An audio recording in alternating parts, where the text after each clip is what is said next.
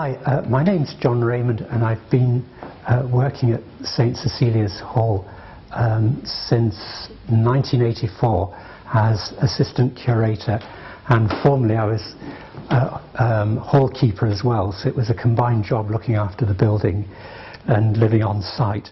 It's been a great joy and privilege to work here all this time. What I mostly do here is look after the playing collection of keyboard instruments. This is really my main interest, and I still find it, after all these years, really fascinating to do. So I go around and I tune the instruments and I repair them and I put new strings on them, sometimes completely restring them. We're also doing some sort of restoration projects on instruments which involve a little bit more than just tuning them. And I also do what's called voicing and regulating of instruments, which in the case of harpsichords means replacing the quills from time to time, which is the job that I'm actually doing at the moment. We've got a lot of instruments in the harpsichord family here which all predate the piano. Well, the harpsichord was invented a long time before the piano. And the two instruments overlapped during the 18th century, but finally the piano won out.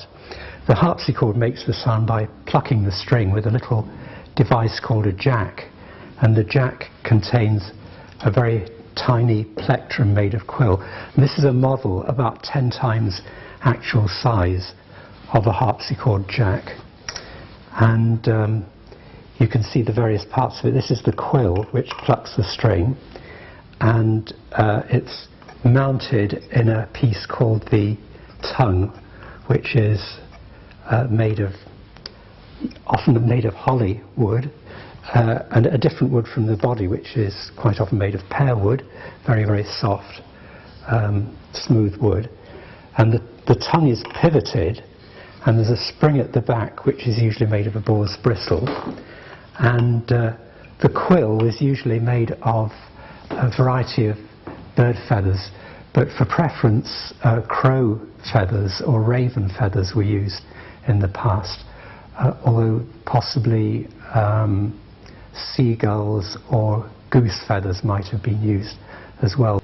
And I'm actually replacing the quills in this instrument, which up until now have been plastic for about the last 40 years. It's had plastic quills in, and I'm now changing back from the plastic to crow, and it's really not so difficult to do once you've got get the hang of how to do it. So you start off with a feather like this, and then you tear off. The first part is tearing off all of the barbs like this, and you use the black part at the back of the feather is the part that you use. If you're making a quill pen, you actually cut it from this end, but the bit that we're going to use is really about that distance along the back of the quill, of the feather. So you take all of these barbs off up to about here, cut off the bit you don't want, and then you have to trim the pith from the back using a knife. So this is a little craft knife, which is very, very similar to an old-fashioned quill cutting knife, and you use a block to hold it, and then you get your knife at the right angle, and you can just sort of hack off all of this sort of spongy material at the back, like that, and then you're left with just this sort of naily part at the back.